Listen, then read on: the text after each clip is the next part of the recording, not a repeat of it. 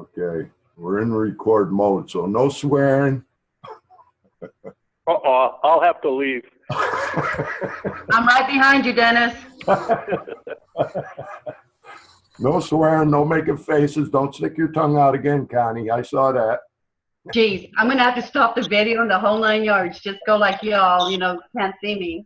That sounded funny coming out of John's mouth. Hey, I said behave, Melody. Good luck. Couple logistical things here. I already told you about the documents and the screens and everything we use in this meeting we'll put on our Rage website. I have coffee and donuts over here on my counter. Oh, geez, that's right. You people are in other states. You can't get them.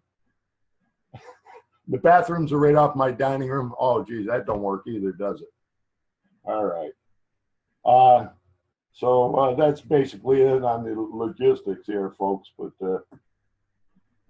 let's see, what are we at? 5 after. Let's see where we are with people that are still coming.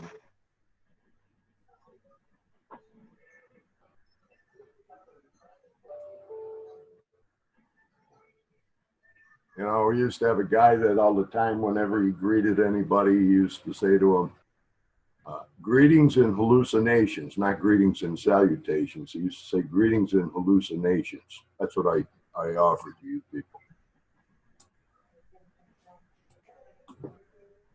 All right, where's the green button? Somebody's asking.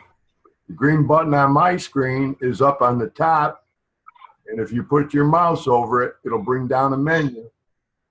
And there's manage participants there where you can raise your hand if you have a question.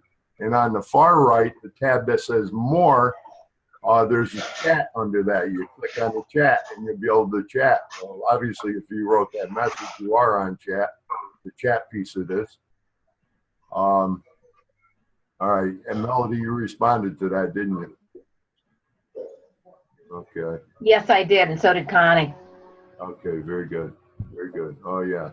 Oh, I'm not all the way to the top. All right, or down the bottom. Mine is bottom. Okay, some people are on the bottom, that green tab, and some are on the top.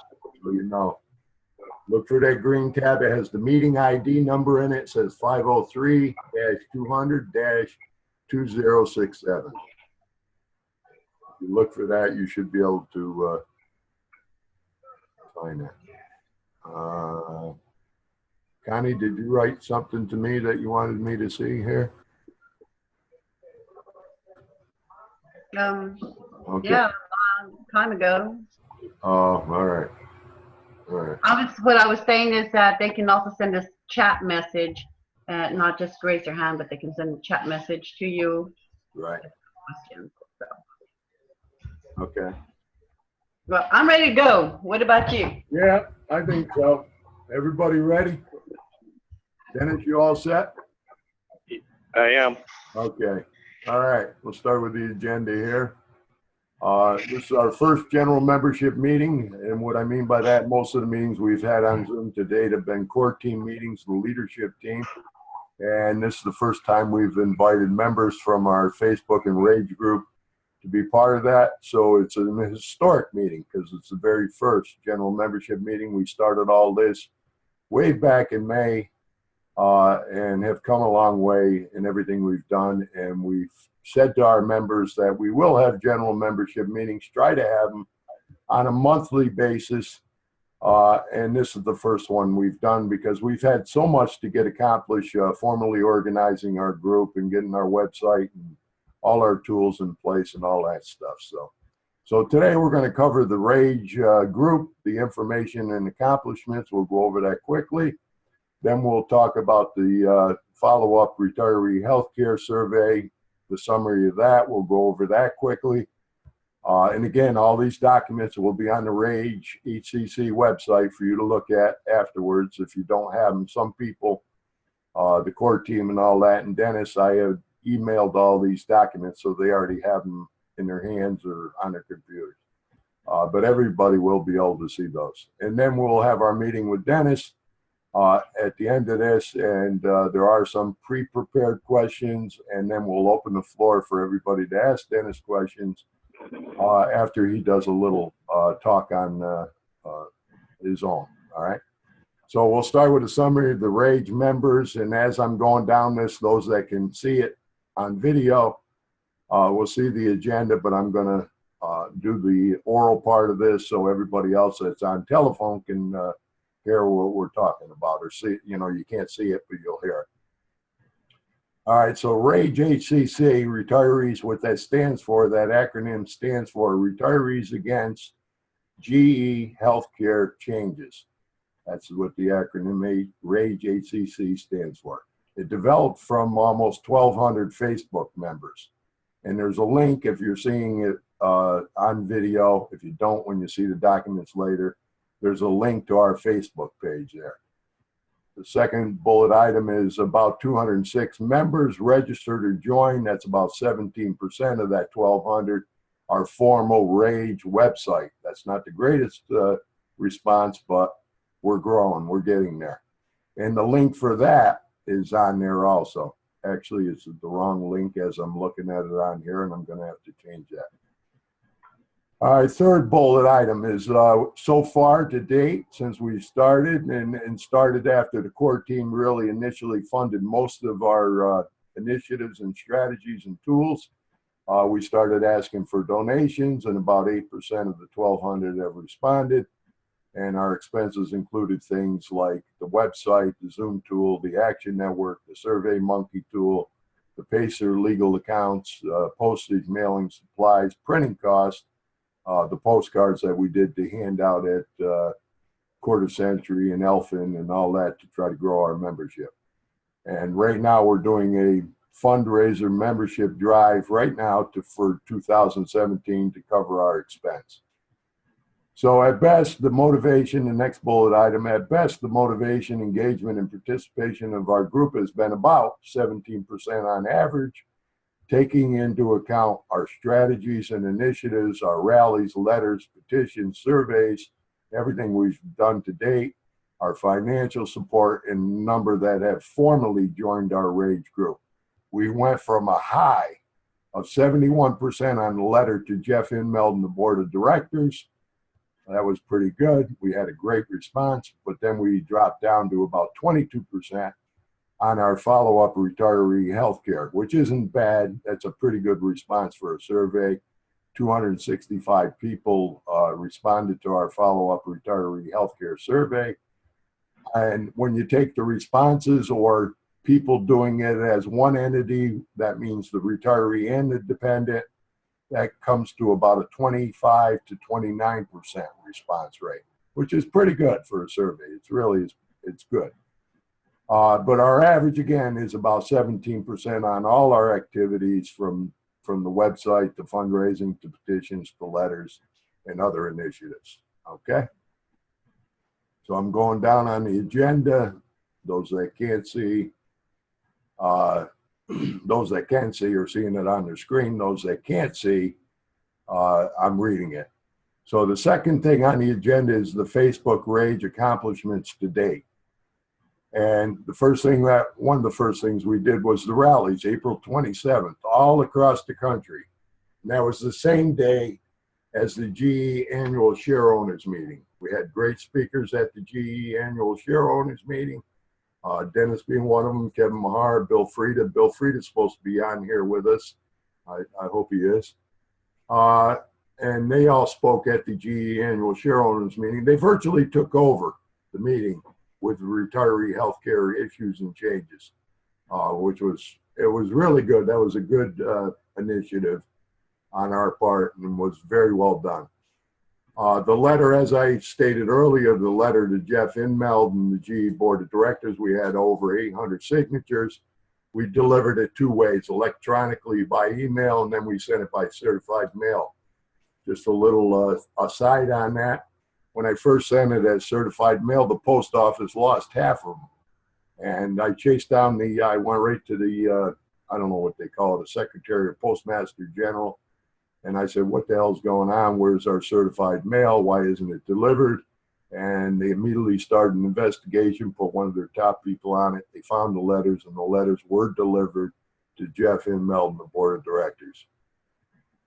Next bullet item is we bought and implemented many tools since we've started. The Action Network, which is a very good tool for petitions, letters, email distribution and all that. We got that going. Survey Monkey for our surveys, our healthcare surveys.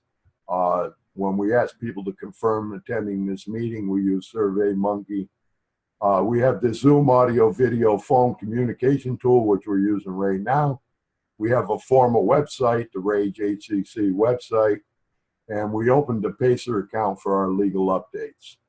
So there's a lot of tools we put in place, and I'm pretty proud of that. Next bullet item is we did the original retiree healthcare survey, and now we're doing another follow-up, which is done, basically is done now. Follow-up retiree healthcare survey, which we did much better. We simplified it, made it more direct, shortened the number of questions, and made it very easy for people to fill out. And obviously, we're trying to collect data and information on satisfaction, dissatisfaction with the new healthcare process, the One Exchange healthcare process. And the second part of it was to look at the harms to our retirees, harms meaning or being, financial harms, cost, medical harms, skip medication, skip doctor's appointments, skip tests and procedures, and the mental harms, the stress, the emotional, the anger, the betrayal, the fear, all that kind of stuff. So there's been a lot of harm.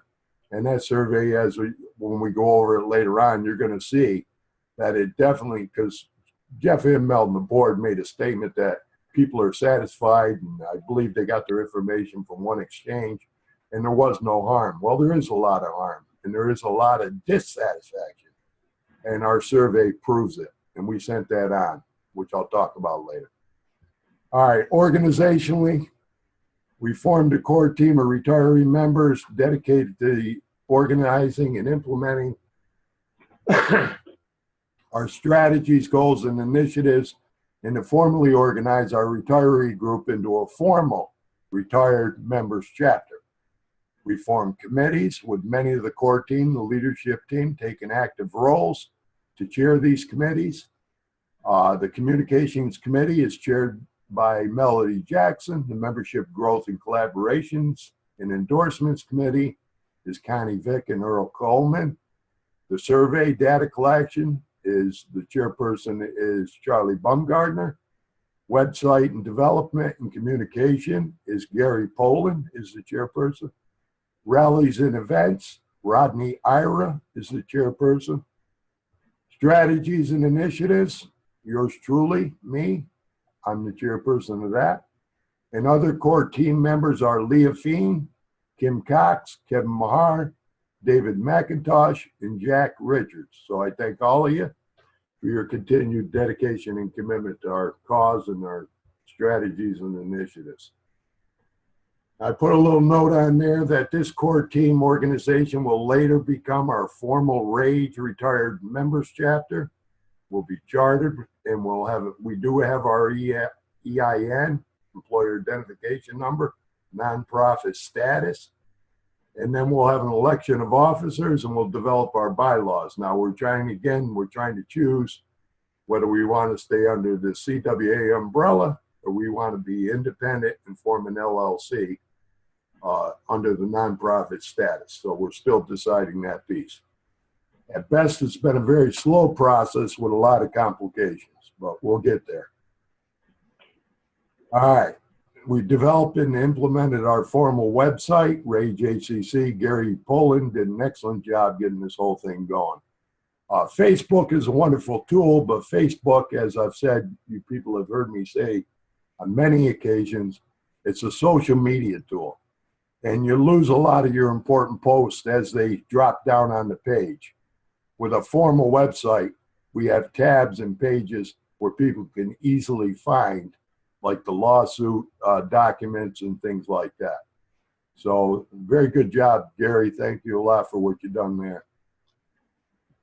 All right, we promoted and participated in many petitions and letters online like HR 1856, Social Security Works, NCPSSM, which stands for the National Committee on Preservation of Social Security and Medicare, and other organizations. We have some great endorsements from like Protect Seniors and other things, which I didn't put on here. CWA and other big organizations, the Blue Cross Blue Shield group out of Michigan, about 6,000 people. Protect Seniors is about 300,000 people. They all support us. That's important to know. Those collaborations, those endorsements are very important to us. All right, so all these different petitions, they deal with Social Security, Medicare, ERISA, and NLRB laws regarding retiree benefits.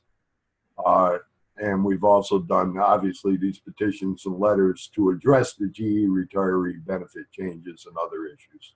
Okay. We designed and printed postcards to hand out at quarter-century events and elfin events and retiree formal and informal groups, and to the retired member chapters, which we have emails for all them all over the country. Again, another endorsement, another thing from CWA, and a lot of support from those people. All right, and that all helps us with our membership growth and our communication, okay? So we modestly tried to contribute to the salaried lawsuit legal fund through an online and mail-in fundraiser. Dennis can say something to that if he wants to later on when he talks. I don't think we did a great job, but we did some. And we tried to help out as best we could. It's very hard when you start asking people for money. I just got to say it the way it is. They run away when you start asking for money, but we're doing our best. Now we're looking at establishing benefit plans to help our retirees save costs. We're in the due diligence phase of that and research phase of that, and we're looking at prescription plans and dental vision plans. Medical plans are very tough. The laws and regulations, federal and state, are very tough. I don't think we're going to be able to accomplish that goal of having a medical plan, but prescription plans and dental and vision plans, I think we're gonna have some success with that, and we're going to get those in place, and it's going to help our retirees tremendously and their dependents tremendously in saving costs. Okay, so that's all about the RAGE group and our accomplishments to date. Third item on the agenda is the summary of the follow-up retiree healthcare survey. This was sent to the law firms. As I stated, there's 265 responses with dependents and up to an average, up to a 350 response average on some questions, which was pretty good. 67% of those people, those participants, were hourly. 32% were salaried or dependents, okay? 62% are post-65, and 32% are pre-65, with 6 with not applicable on age, probably because most of those went on their own to an independent broker, so they didn't bother filling in that piece out. They skipped that piece. All right, GE retiree dependents receiving the RRA, 64% are receiving the RRA. So 18% are not receiving, a GE retiree or dependent are not receiving the RRA. And GE retiree or dependents that weren't eligible for an RRA were 17%. Those are interesting statistics because a lot of people are not getting the reimbursement if you go by those statistics, okay? Next bullet item, 52% have already used all their RRA. 52% already used it. 19% have not used it at all. And the not applicable is maybe, and those responses may be pre-65 or not qualified was 29%. Now, most of them that had used it, that 52%, had used it by the second quarter of the year. April, May, or June, they ran out of their RRA. So GE doesn't think there's harm. They think that RRA is enough. It's not. It's not.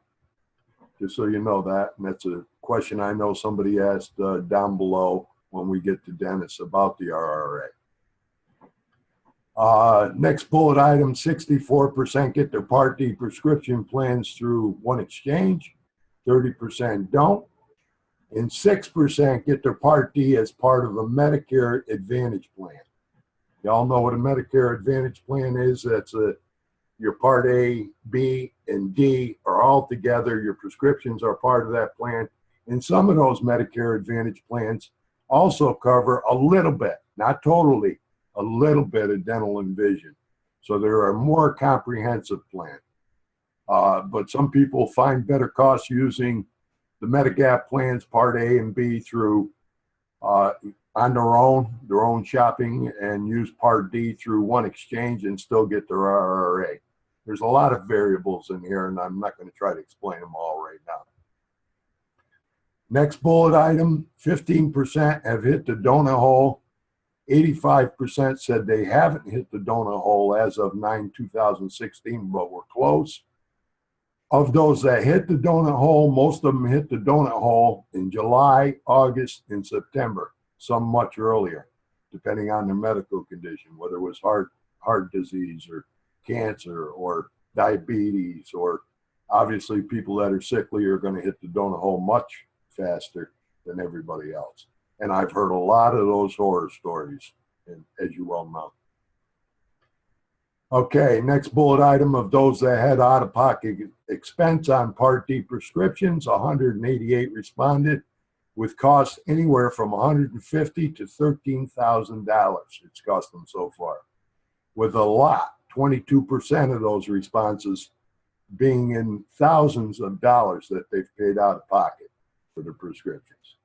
So that prescription plan that we're looking at hopefully will be a big help to those people.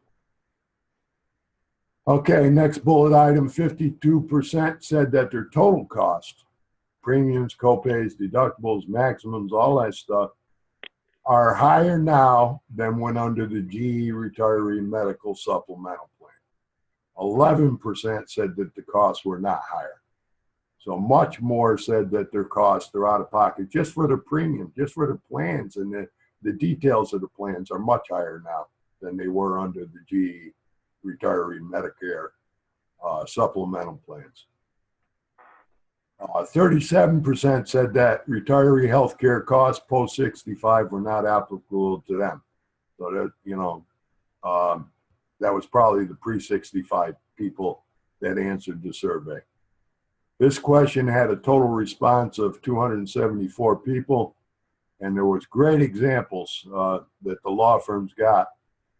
Great examples of the higher costs were given in the question 12 that followed on here. I wasn't going to put it on here because it's just too many comments, but there are some great examples of higher costs, testimonials, if you will, from the people that responded to that question, question 12.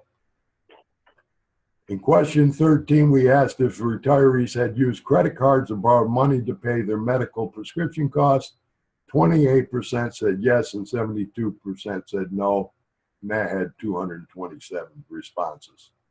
So quite a few people have had to borrow money or use credit cards to pay their out-of-pocket expense on a retiree income.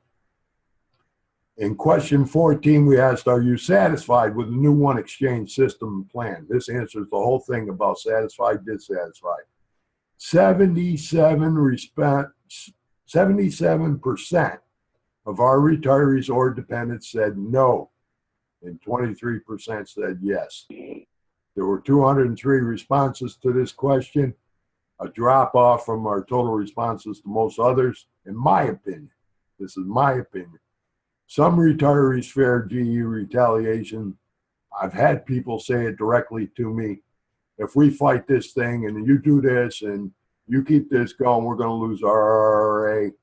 And I believe that's the reason a lot of people, 23%, skip this question. That's my opinion from comments I've heard. Okay, in question 15, I asked them to give us specific reasons why they were dissatisfied with one exchange. And calls too long, 68%. Calls were disconnected, 16%. Multiple calls to get the plans finalized, 46%. Knowledge and expertise of one exchange personnel seemed lacking, 62%. One exchange person seemed confused or impatient, 35%. The RRA reimbursement process is flawed. The forms of disbursement are untimely, 28%. Lack of provider insurer plans, Medigap choices in their area. Some areas only have 1 or 2 choices, 35%. When on Medicare.gov, there might be 15 choices in their area, but with one exchange, they're only getting a couple choices.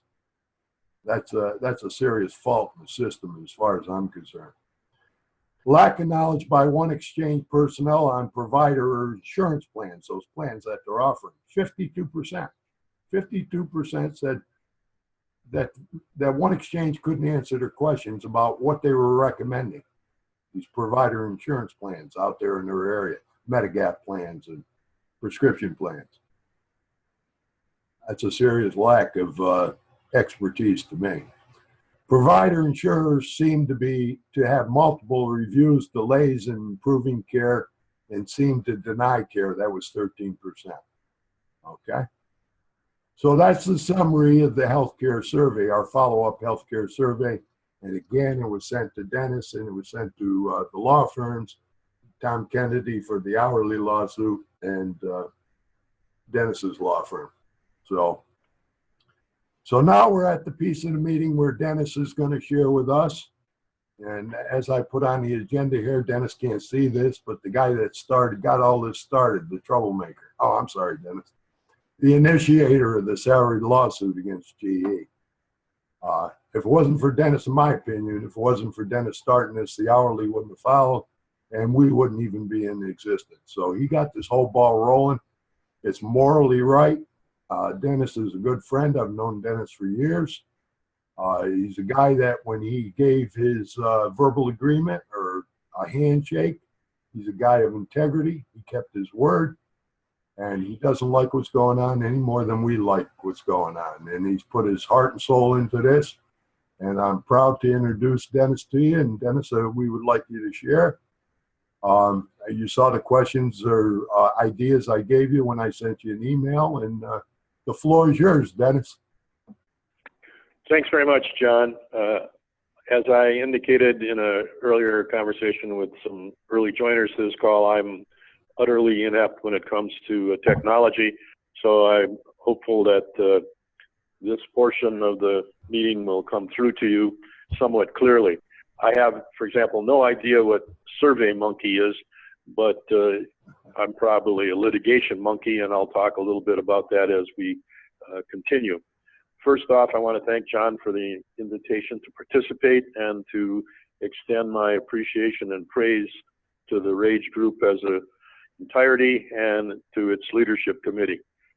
I know activism isn't easy. As they say if it were, everybody would do it. I'm not so sure that's even true, but it's a difficult undertaking, just as organizing this call is a microcosm of the difficulties that can attend to taking a stand and trying to see it through to completion.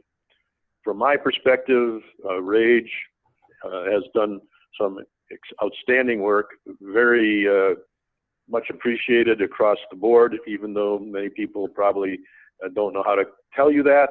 I can assure you that's the case. I was especially impressed by the rallies that were coincident with the annual meeting, and I think that amplified what we were trying to do in Jacksonville and underscored all that we have tried to communicate to General Electric leadership over these last couple of years. I also want to thank RAGE for this financial support that they've offered the litigation that I initiated. It's not necessary, and I've tried to avoid solicitation because I can't assure people of a payoff, but it's very much appreciated. And I also appreciate the words of encouragement that I've received from a number of RAGE members, and in particular, I want to give a shout out to Connie Vick in Arkansas City. I would tell you, first and foremost, to to keep up your individual activism.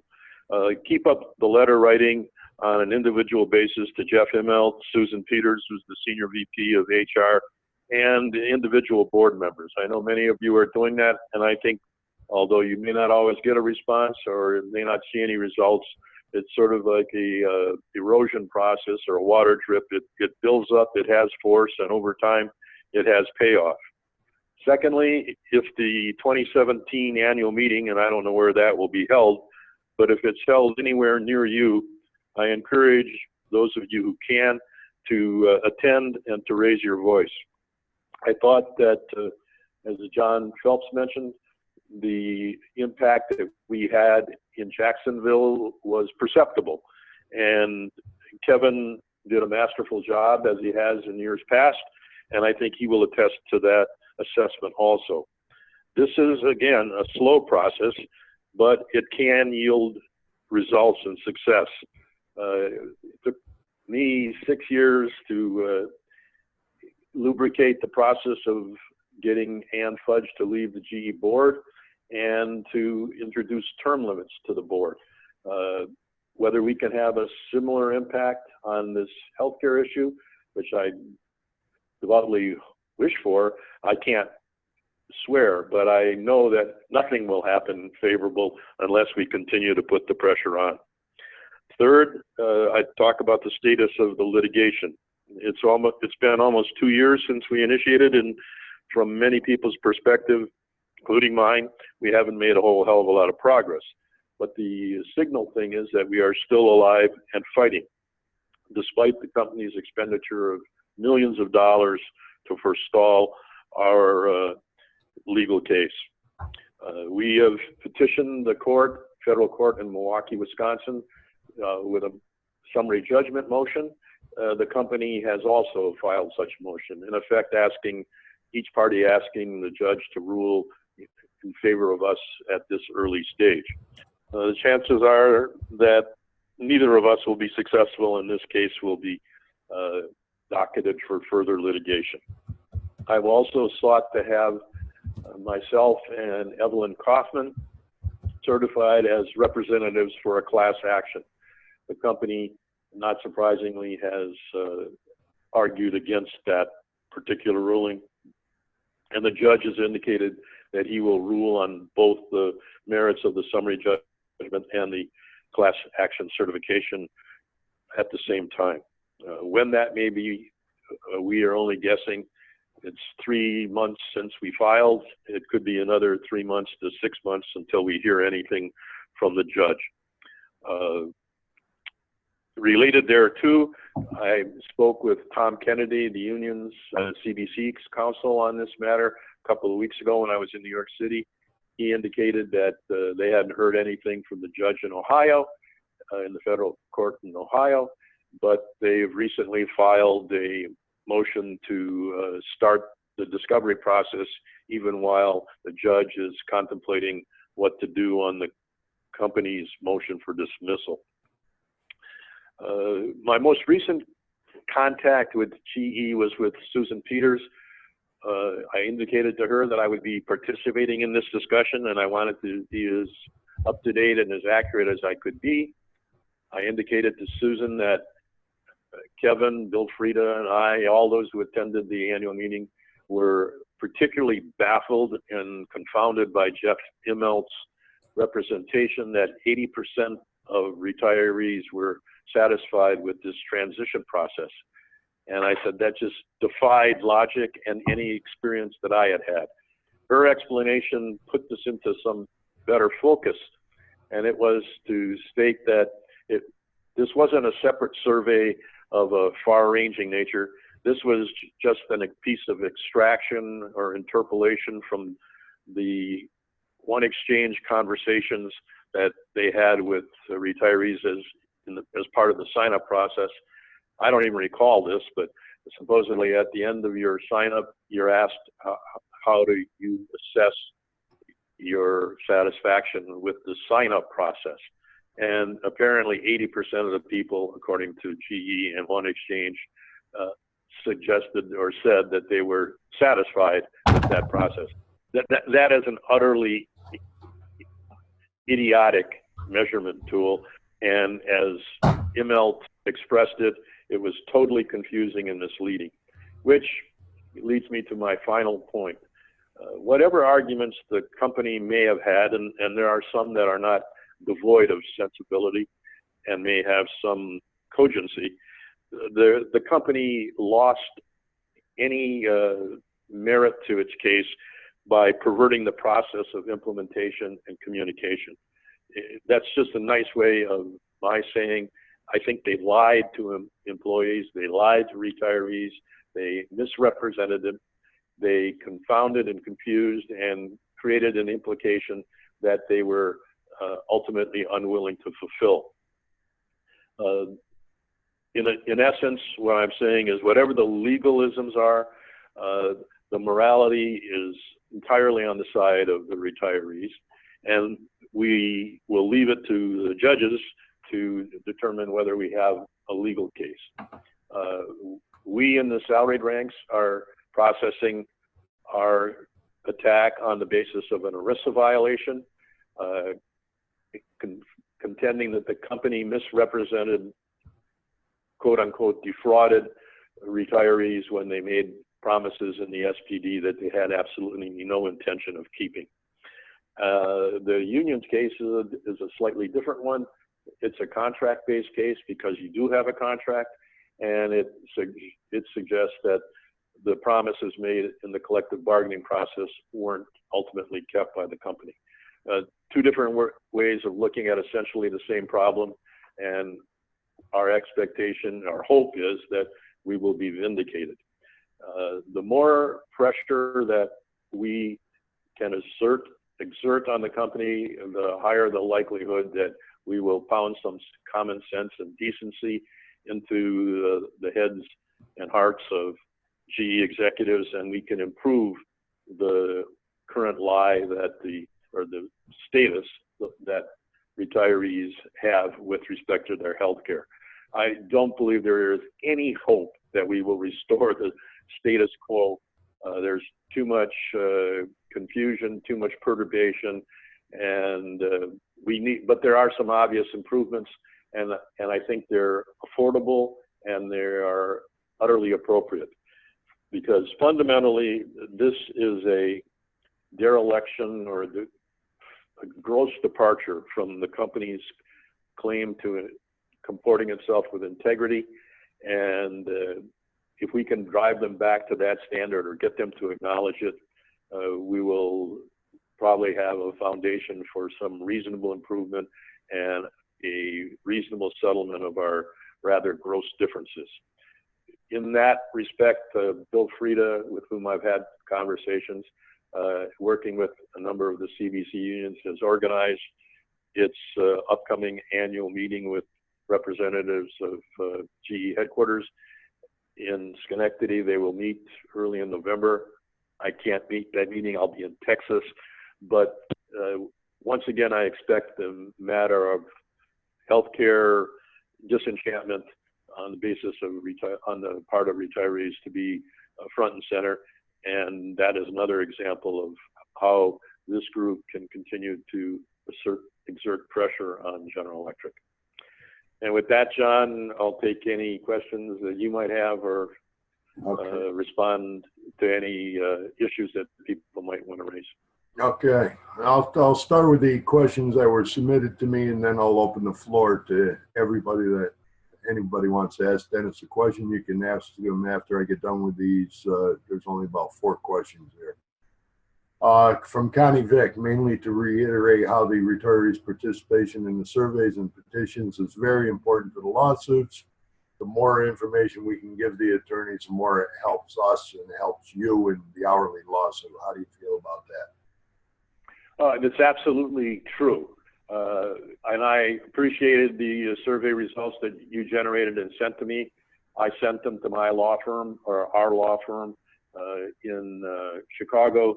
That firm is normally represents union or workers. I couldn't find a law firm that represented employers. Those are the ones I'm most familiar with, but most of them had a conflict of interest. and frankly, most of them would have been way out of my ability to finance.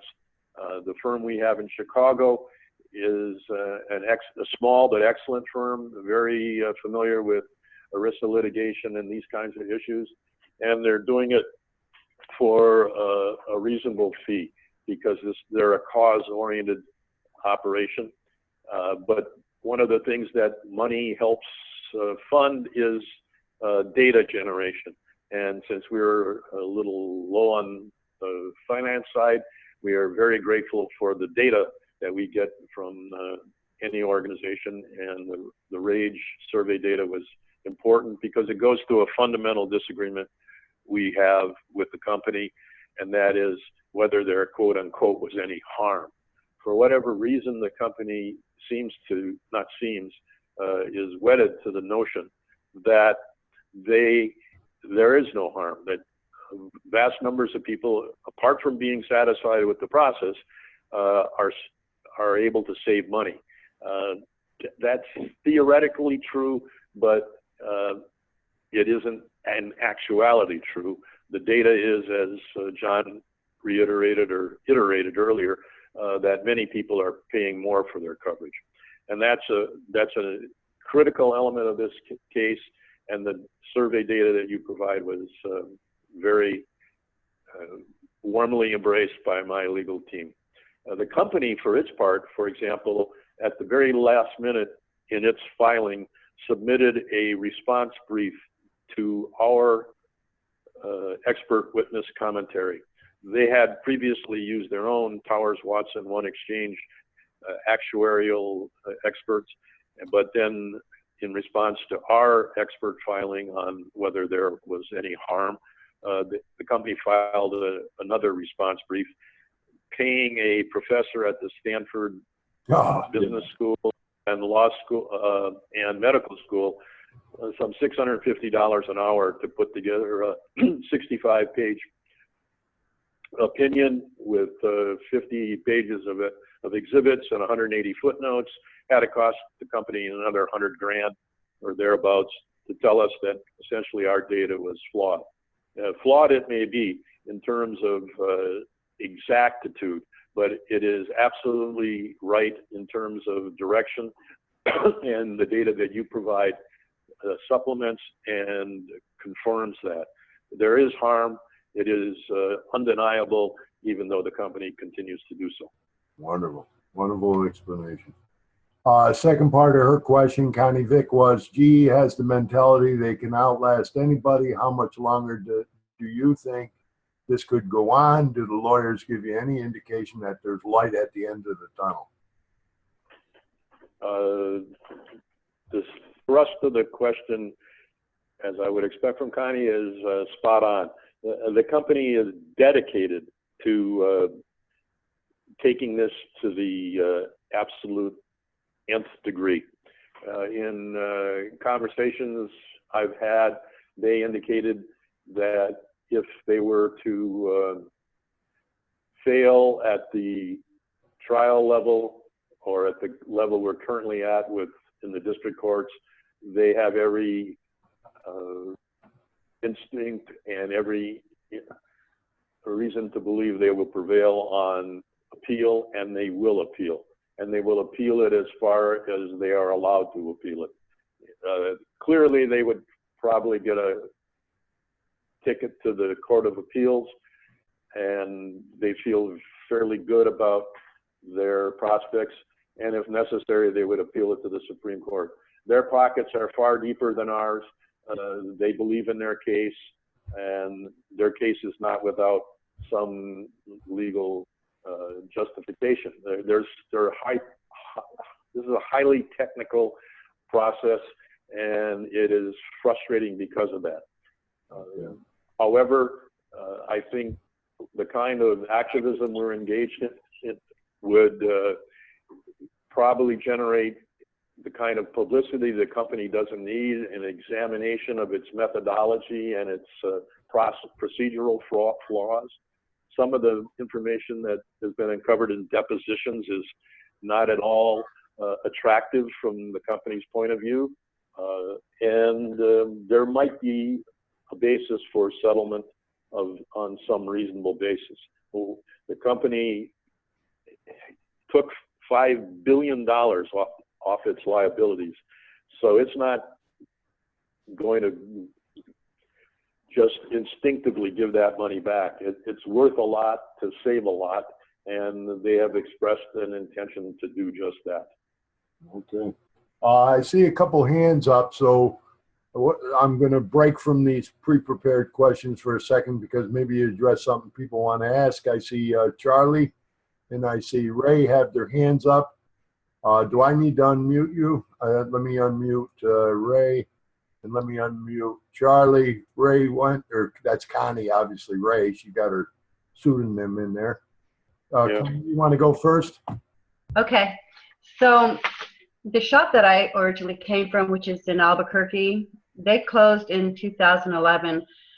Would these lawsuits also apply for them? I mean, to them, would we be able to help them as well? Because they got screwed royal, as far as I'm concerned. Yeah, Connie, I don't know how far the remedy would reach, but it would seem to me that people who were affected, even if they were already off the active roles of deployment, if they were affected by the changes that the 2015 and 2016 conversions to one exchange involved, that they would be able to piggyback and get some relief if we were successful. If you were in, it seems, and it's just this is not a legal opinion. This is just a logical thought process that if you were out, retired, if you weren't working, however you got there, and your retiree medical coverage was some way compromised by the same activity that we are challenging, other people would be also affected. Now, the difficulty is a technical one in terms of the fact that right now the two lawsuits have specifically named parties. In the case of the CBC or the union suit, it's the retirees of the constituent unions that are named. And in the case of the salaried employees, right now it's just me and Evelyn Kaufman. As I said earlier, we're trying to get class action status. So depending on who gets represented in those cases, then you would think that the company would, this is pushing it a bit, out of a impulse of fairness and equity, would extend the same remedy they might offer to the litigants to those who are similarly situated, even though they aren't named litigants. Okay. Thank you, Dennis. All right. You bet. Charlie, I don't know, we can't hear your voice. I see you typed something here in the text box, so I'm going to read it to you, Dennis. Okay.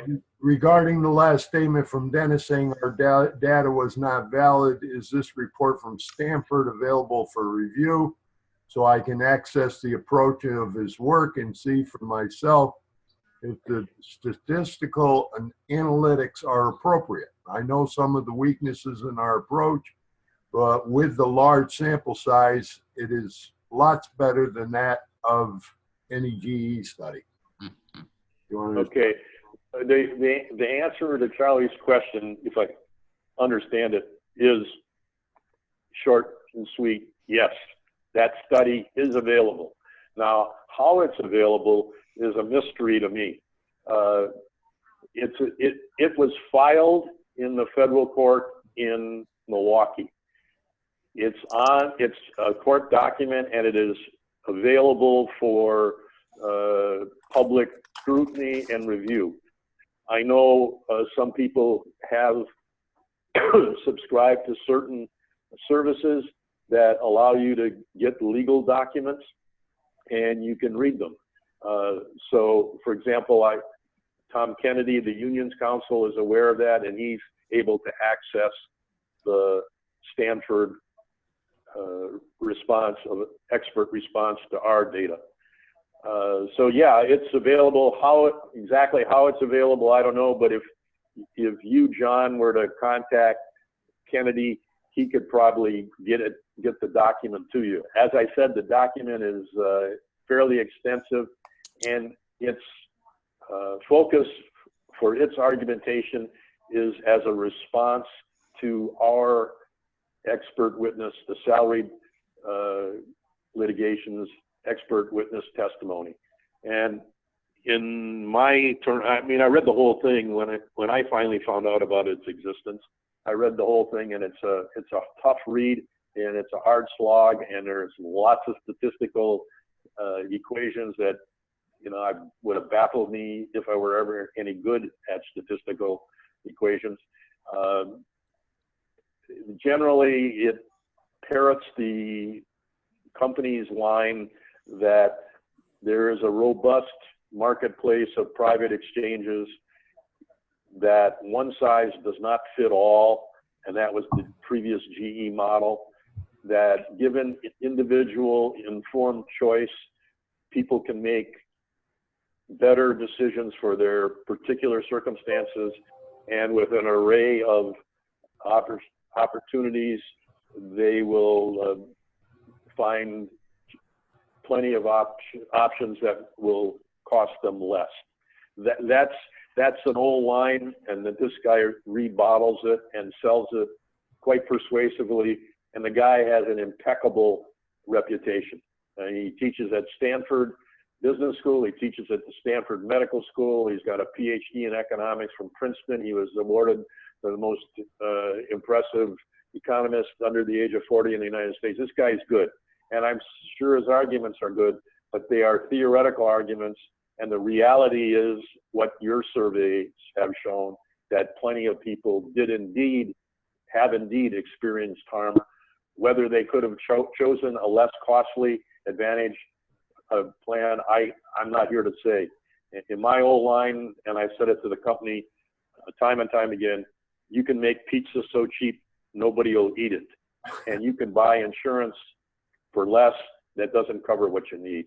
Yeah. So the short answer to Charlie's question is, yeah, you can get it if you've got access to certain programs that give you access to legal documents, or ultimately, John, you might be able to work through Tom Kennedy and get a copy. Okay, very good. Can you hear me? No. Yeah, I can hear you. I did have another question. I'm not sure if this is appropriate or not, but way back when all this hit the fan, prior to you getting involved, I had been sent the orange handbook in error, which prompted me to begin questioning GE long before the Lynch letter came out, because I had read the book and it said that my benefits were going to be ending when I was hitting 65, which was not. I'm familiar. I'm familiar with the argument. Yeah. Oh, okay. Well, when I was doing that, I was recording conversations, and I was pretty sure to get that little bit of recording that says, oh, this message may be recorded, which gets me off the hook for illegally recording people's conversations. And in some of these recordings, I have GE Benefits saying that, oh, no, Charlie, you don't have to worry. You're not affected by all this stuff. Yeah. Is that something that your lawyers might be wishing to hear or need? In the short response is no. Okay. And the reason is, Charlie, because there is an overarching argument that the company has made time and time again from the beginning in our litigation. And that argument is that no matter what is said to you orally by a GE representative, no matter what is handed to you written by a GE representative, all of that ain't worth the powder to blow it to hell in conflict with the plan document. That's the argument over and over again, and it's the fundamental argument that we are facing in our litigation. And what we are saying is, look, You didn't put these words in there for no reason. They're there for some reason. They were there, put there by you, and you've got to live with them. And even though they're in the summary plan description, and the summary plan description is trumped by the plan, nevertheless, the two have to be written in harmony. So we are making the argument that you would like us to make, but we're making it on a more universal basis, and whether it has efficacy remains to be seen. Okay. Thank you. Thanks. Mhm. Going back a little bit here, Dennis, when you were talking about the Sanford study, Mhm. this guy, if I heard you right, this guy, he's Yeah. talking about choices in the exchange, and the ability to maybe get a better cost in the exchange. But there's a difference between public exchanges and private exchanges, such as Mercer or One Exchange, where the choices are limited, which One Exchange Yeah. in your area only sign 1 or 2 contracts, where Medicare.gov and the public exchange might offer 15 programs and can save you money with the same coverage. Yeah, I understand your argument, and it's got power to it. I can't recall exactly whether Dr. Baker argued the public or the private exchanges, whether he was talking universally or he was looking exclusively at the GE data. All I'm saying is that his argument was that there are a host of options available, and this is the GE argument that I've heard personally, that with GE, there is only one plan for 65,000 retired salary and 125,000 retired hourly. And that can't do justice to everybody as neatly and as financially attractively as a host of plans might be able to do based on individual selection. Whether that is across public exchanges or across private exchanges, you're still arguing one plan format against multiple plan formats. That is an argument that I don't argue with myself. It's just that I'm saying that it doesn't, by the same theory, not everyone is going to be advantaged by selecting those plans, particularly by the fact when you include the fact that GE was subsidizing this coverage. So our argument, and I think the irrefutable financial argument or mathematical argument, is General Electric was spending approximately $1,500 per year per retiree for post-65 medical coverage. When they went to an RRA that generates only $1,000, there's $500 right off the top that seems to have shifted to the company's pocket. Secondly, as you suggested in some of the data that you read, there is a whole lot of other harm that's done by this transference or transition. It goes to cases of confusion, to wasted time, to frustration, to anxiety, to inability to make intelligent decisions. If you're 87 years old and have diminished mental capacity or physically struggling to make choices or to get around. There are a lot of attendant horrors to this transfer, which you can blithely ignore if you focus only on the money. But focusing only on the money, the company saved $5 billion. They wrote it off their books. You cannot write $5 billion off your books and not expect that it has some adverse consequences on the people who previously were the named or purported beneficiaries of that $5 billion. Now, the argument the company makes is that $5 billion promise wasn't worth it. This is a corruption of their position. Isn't worth the powder to, blow it to hell. It ain't worth a shit, because it was merely an expectation, an expression of possible willingness to do so, but that the plan itself ultimately gave the board of directors the opportunity to tell everybody, go piss up a rope. Yep. And I'm sorry for swearing. That's all right. No problem. I couldn't agree with you more. You know, and when you started talking about elderly people, and then I'll go back to the questions, but you know, National Committee on Preservation of Social Security and Medicare, they did a study, a nationwide study, and found that only 25% of seniors and retirees have the ability to use a computer or a smartphone. So they can't even do the research, like you talked about confusion and being older and mental issues. They can't even do the research to be able to, you know. Yeah, well, look at John. I believe that because as of today, I'm not too much mentally impaired, but my ability to do the research is like zero. So, you know, I depend on Chuck Welch to tell me what to do. Yeah. And I know from conversations with many retirees that they struggle with this, and I know from personal experience how my mother would have had to navigate this kind of thing.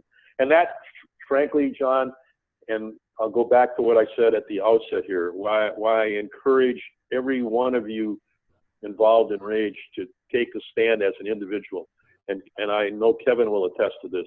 One of the most powerful commentaries at the last annual meeting was, as well as Kevin did, as well as Bill Frieda did, as well as maybe I did, there was a guy that none of us knew who got up and told what happened to, who was a GE engineer whose parents were GE employees, and he had to help them through this process. And he said it would have been a horror show had it not been for his involvement. And that, out of the blue commentary by a sincere and seemingly intelligent person, I thought amplified what Bill and Kevin and I were trying to say. And the more of those kinds of people, and I know they're out there and they're in this audience on our conference call, the more their voices are heard, the more likelihood we have for a favorable result. And by favorable, I mean better than where we are currently, not going back to what we had 2 years ago. Yeah, very good. Melody Jackson asked, is there any discussion on expanding the supplement of $1,000 to include many people that were excluded in the original date constraints? The answer to Melody's question is yes. We are not in a settlement discussion technically, but in our litigation, the judge, as most judges do, they would rather have the parties resolve these matters so they don't have to take their time, energy, and decide which way to go. So the judge has encouraged us to pursue a settlement with GE.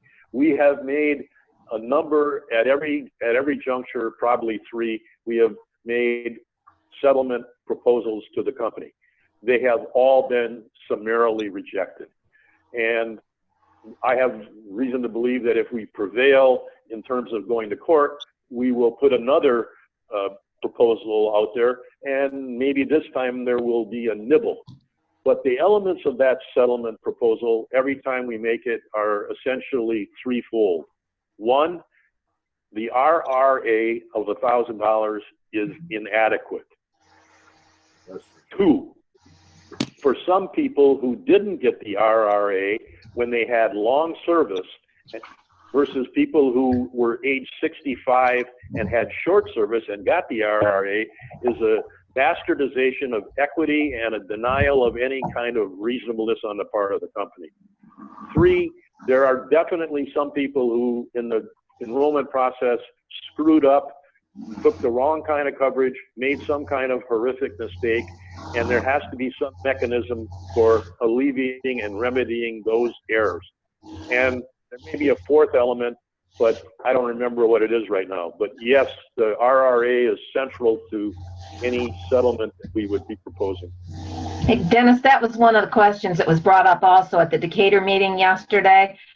Yeah. Another thing that we talked about, would anything as far as on YouTube, on testimonials, do any good? Melody, I don't know jack about YouTube, so I wouldn't know what the hell I was talking about. Okay, we can talk about that as a core team then. I appreciate everything you're doing. Thank you, Dennis. All You're right. quite welcome. Thank you. Dennis, I'm sorry to interrupt. You mentioned something about some of the remedies that you're trying to consider. I noticed when I was going through my retirement documents that the medical coverage that I had signed up for does not correspond to the medical coverage that is in the post 65 handbook. And I don't know if that's one of the remedies that you're seeking or you're even aware about. Some people may have retirement documents that require the employee to pay 100% of the coverage, while the plan book or the benefits handbook that is provided, it's specifically stated that GE pays the majority of the retirees' medical benefits through the pensioners medical trust plan. Is it possible that that particular aspect might be able to be considered or at least researched? I can send you a copy. If we were to get that far along the continuum, there would have to be an examination of what the landscape looks like. And I would hope that we wouldn't make the same error that the company made, which is to look at this as if everybody is equally positioned. And where there are people who have had a particularly advantageous position previously, we might be able to do something to recapture that or protect it. But I don't know. I think it's way too early to answer a question like that, Charlie. Thank you, Dennis. All right, thanks, Dennis. David McIntosh asked, I would like to add the questions for Dennis. Is there any indication whether there will be a commitment from GE to sustain the $1,000 RRA supplement for any specific length of time, or is it also subject to the whim of GE's board of directors?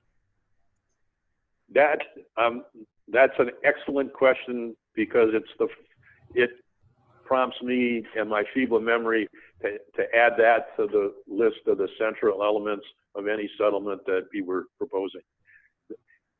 But it is a double-edged sword. So in addition to increasing the RRA, giving the RRA to people who didn't qualify for it under the current GE structure, and making sure that people who made a horrific misstep have an option to remedy that. The issue of a commitment to the period of time for which the RRA is paid is an element of any settlement discussion. However, it is a double-edged sword. Let's assume that the company was willing to do this indefinitely, just as they previously purported they were willing to do for all retirees. So if that were their current intention internally, and we went in and said, okay, we'd like to have that RRA, whatever the number is, guaranteed for 10 years, well, 10 years is less than indefinite. So we maybe have shortened something that they were otherwise willing to do. So even though it would be desirable, because it removes an element of anxiety and ambiguity, it might be closing off something that, shortening something that could have been longer. On the other hand, and this is so typical of bargainers and people in the process, that, you know, there's on one hand this, on the other hand that, and you never can reach an agreement or have a set of facts. I would argue that the language that the union was able to, as best I interpret it, that the unions were able to negotiate in their most recent contract settlement seemed to me to guarantee a stream of payments to union represented employees for a period of anywhere from the term of the contract, which is currently 4 years, to possibly anybody who retires under this contract until they reach age 65 or something. So it could be anywhere from 4 to 9 years. There's an argument to be made that the union has already achieved that kind of commitment from the company to pay the the RRA. In my thinking, it would be ruinous for the company to offer to union represented employees 4 to 9 or 10-year commitment and not have a similar commitment made to the salary. But that's just me thinking like that. And since the company didn't have apparently had few limitations on its conscience to screwing the salary people in a year before they got around to doing it to the hourly, maybe they don't share that view that all employees in some respects are equal with respect to their rights and expectations for fair treatment. Yeah. So yeah, the short answer to David's question is yes, that is a considerable matter of concern and attention in our legal analysis. Yeah, I couldn't agree with you more. And that one of the things we are about is we are salaried and hourly, this group, and I agree with you totally that equity and equality and discrimination against one side or the other is an absolute no in our opinion. We're fighting for everybody, and I know you are too. Yeah, and that's where, as I said earlier, John, and to the entire audience, to me, whatever the legal arguments might be, whatever the technical arguments might be, what I find so repugnant in this entire process is the breach of the company's commitment to integrity and to fair and forthright communication with all employees, treating them equally where they ought to be treated equally. Now, there's perfect examples of sure where differentiation should abide, but in this case, this isn't one of those cases. And the company's commitment to retirees who relied on this, and there's again is another big technical argument between the lawyers and us common folk about whether people had a detrimental reliance on this thing. And there are some technical arguments that suggest that ain't the case, but to me, it is indisputable that if you offer people a benefit in the future, you're going to change them a tad in the current compensation package. And that was the bargain. You're going to get a little less today because when you retire, you're going to get this. Now, there is a difference legally between pensions which are vested under the law and welfare benefits, which are your medical benefits. But they can, in fact, be vested under specific language and under specific circumstances. And we are fundamentally arguing that technically, under the strict definition of the laws, that maybe these aren't vested. But this is what was intended, and this is what we hope to accomplish, and it is the only fair and right thing to do. We are not talking about a company on the verge of financial ruin. But somebody convinced somebody that there was money, easy money to be taken or made here, and they went out and grabbed it. And I don't think it's right. And I know a number of other people who don't think it's right. And we are arguing that it's not right. And we ought to continue to argue that it's not right. And if we do it as effectively as we've been doing recently, we have a chance for driving home our point. Yeah. Okay. That's my prepared questions. I want to open the floor. I'm going to unmute the thing. I hope that person that has the interference there doesn't come back on for us, but we'll see if anybody else here has a question. I'm going to get the. All right. I'm going to mute that again. All right. Anybody that can hear me that has a question and would like to ask a question, if you could raise your hand or send me a text message, and I can unmute you individually. I think Bill Fried is on with us. Bill, if you have anything, I don't know if Chuck Welch is on with us. You mentioned Chuck. I wasn't going to mention his name if he appeared. But if he's on and he wants to make any comment, I'd certainly welcome those comments. Bill, Kevin, any of you people that want to speak up now?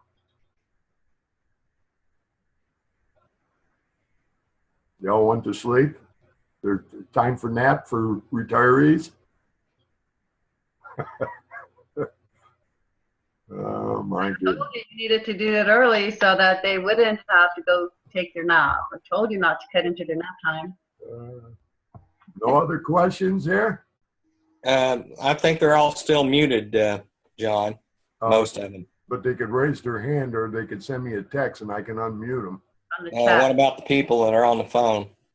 I don't, Connie, do you know how that works on the phone? They'll just have to unmute themselves and let you know that they have a question. Okay, if you heard Connie, if you want to ask a question, you're on the phone, you have to unmute yourself. I've just unmuted myself. One quick question.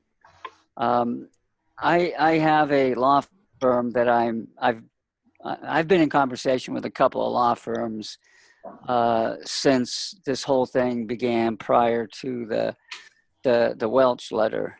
The second law firm that I'm working with right now would like to collect some of my particular information. I don't want to work against any other law firm.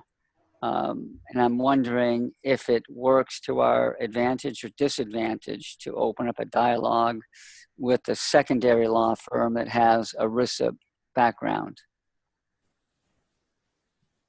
Dennis, did I mute you, Dennis? I'm going to unmute you. I'm sorry. All right, Dennis, are you No. Yeah, I'm here, and currently to the voice I just heard, I'm unmuted. I don't know the answer to that technically. You'd have to ask, and I'd start with Kennedy, whether he thinks there's any. I think you're better off at this point just going your separate way. If you can find a law firm that wants to make an argument, let them make their argument. Trying to coordinate law firms coming from different legal theories is a wickedly complicated process, and it's a wickedly expensive process, because every time your lawyer talks to my lawyer's clock is running, and similarly. So it might be just better for you to go on your own if you have a case that you want to make. And Okay. and I'll say this is, if you've had these kinds of conversations, you're going to know, already, this isn't cheap.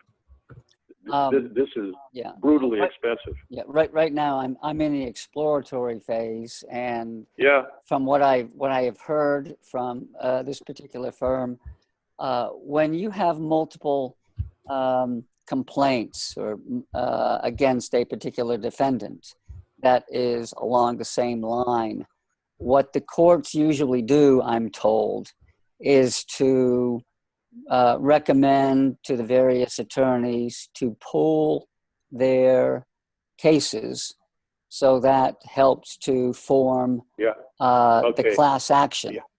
Okay, I understand that. I didn't understand that before I got in this litigation. In our case, the salaried filed a lawsuit in Milwaukee because I'm in Wisconsin and I'm a resident, and the law firm's in Chicago. The unions finally got their acts together, more or less. Some unions are still on the outside for specific reasons. And they filed their lawsuit in Ohio. They did it because they thought that was advantage to them. Even though we said to the unions, you have the opportunity, just as you alluded to, you have the opportunity under the Federal Rules of Civil Procedure to join your case with our case in Wisconsin. They chose not to. They don't have to.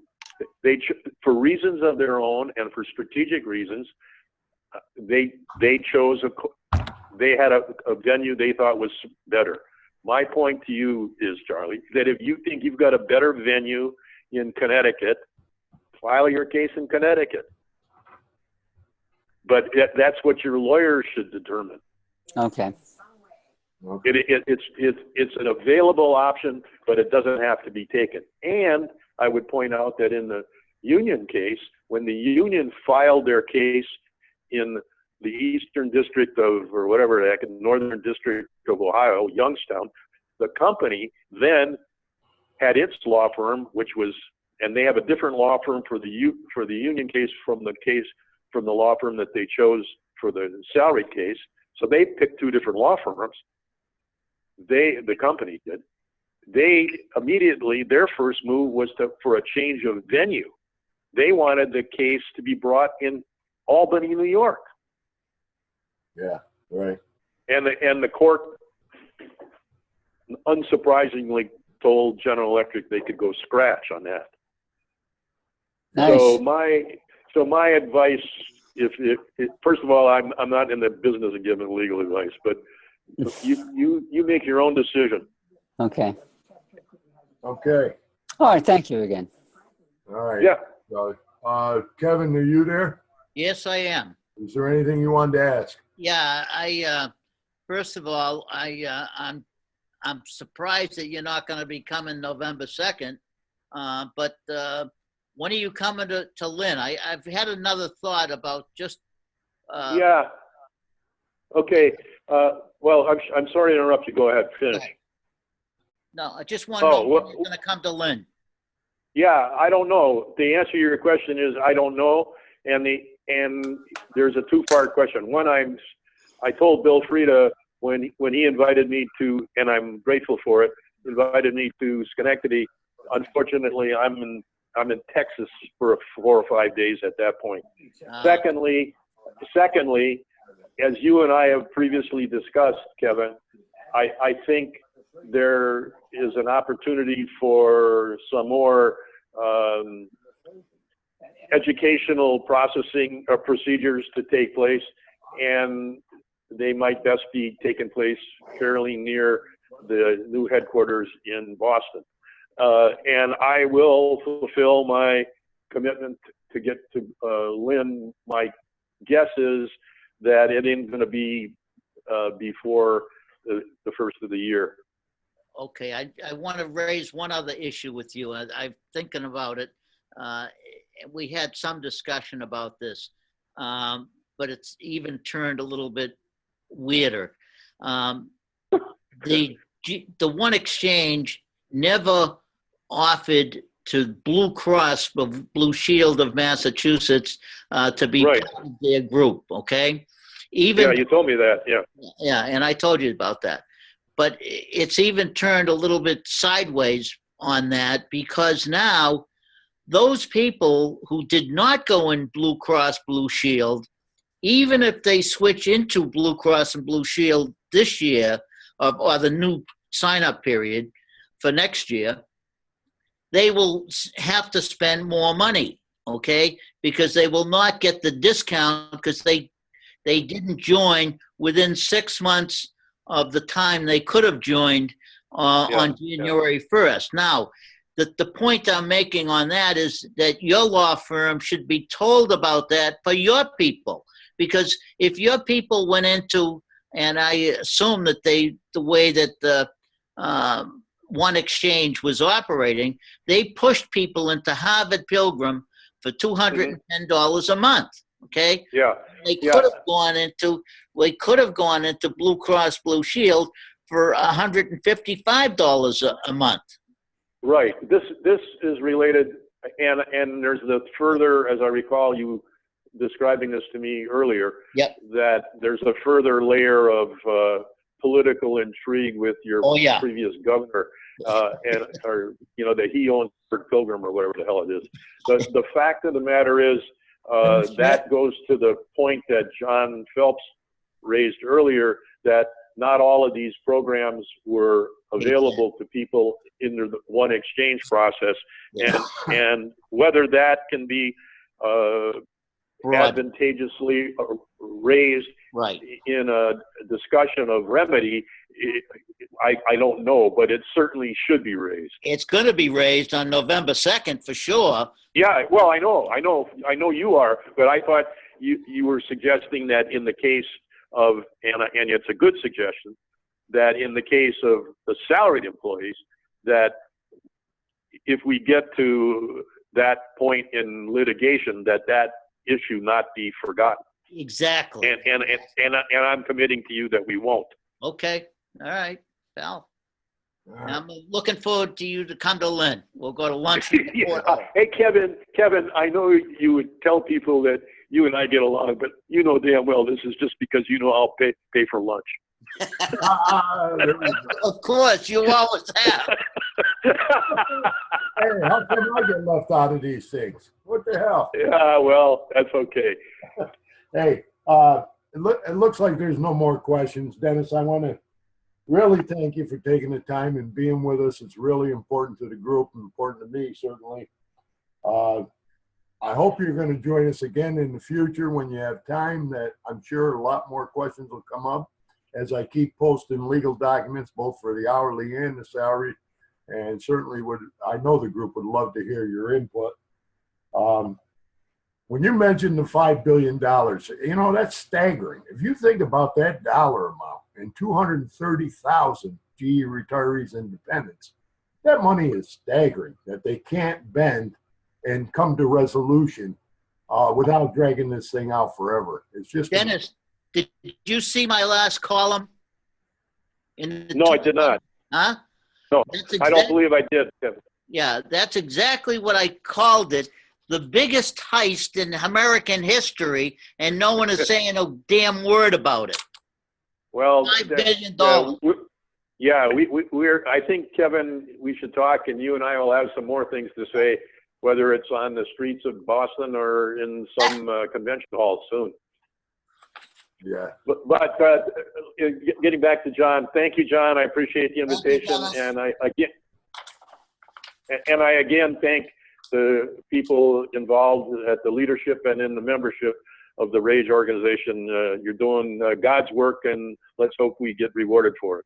Right. And the last thing I want to emphasize is what one thing you said, and I think it's so important for this group to hear: do not let up, do not give up, do not stop those letters and petitions. We need to keep that pressure up. We need to generate bad publicity for GE. It does chip away at it. It does work, and we just can't forget that. We have to keep it going. After we get our last pieces here, the survey we did, the formal organization, get back to those strategies and initiatives, letter writing, petitions, and flood that damn office over there in Boston with those kind of things to put the pressure on. Okay, John. Thanks much. All right. Thank you, Dennis. Dennis, one last Thank you, thing. Dennis. Dennis, Okay. do you have a fax machine number? I don't. I know this is going to shock you. I don't have one. Okay, all right. I tried to unmute everybody in case anybody wanted to give their final goodbyes, but anybody that wants to say anything to Dennis, and then we're going to close it up. You muted everybody. He did. And you muted Dennis. Question for the audience, if I could, please. Yes. Does anyone have a link or a PDF copy of the Blue Post 65 GE Benefits Handbook published in 2012 that they could email to me, please? I'm only allowed to see the orange pre-65 Benefits Handbook. Can't see the post-65. All right. Well, we'll put that out in an email too, Charlie, and we'll try. I appreciate it, John. Hey, John, thanks for your effort on all this. This is a good meeting, good session. All right. And thanks, Dennis, so much. All right. Anybody else? And then we're going to close up. I think he's gone. Dennis, you gone? He's going to answer yes if he's gone. Hello. Oh, he's only on phone. I It must be John's nap time. He muted himself since Mr. Marr asked for a free lunch. I'm sorry. Dennis, is that you? Did I He's unmute? gone. Good, Charlie. Dennis, did I Kevin. unmute you? He's gone. He's gone. Yeah, I don't see him on here anymore. Okay. Thank you, John, for All right. sending Thanks, John. Thanks, John. John. We'll be having a core team meeting pretty soon, and we got a lot to discuss, as you well know. and we'll get that going. And then we got to try to do this as best we can on a regular monthly basis with our general membership. And I think we're going to start to see things happen, benefits, things happen. Other things are going to start to happen that are going to grow our membership and get people involved. Right? Right. Right. All right. Would it be worthwhile if we asked for volunteers from the current audience that may not be part of the core team? Do we need anything specifically done You know or what? request assistance from the audience?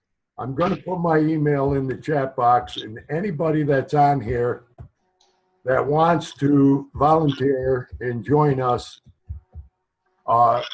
please send me an email, and we will get you involved on one of our committees. We will get you, we've been trying to do that, and with some success and some not so successful, but there it is. Please email me if you want to get involved in one of our committees and help us with some of our strategies and initiatives. Okay? Okay, later, John. All right. Goodbye, everybody. Thank Goodbye, you. everyone. Take care. Bye. How do you exit now? Just hit leave meeting at the bottom. Yeah. Your bottom is different than my bottom. Hey, Charlie, You have to look for it with your mouse. Yeah? Yeah, okay. I'm going to do end meeting, folks. All right. All right. Later. Goodbye. I found it. Bye. It's in another section.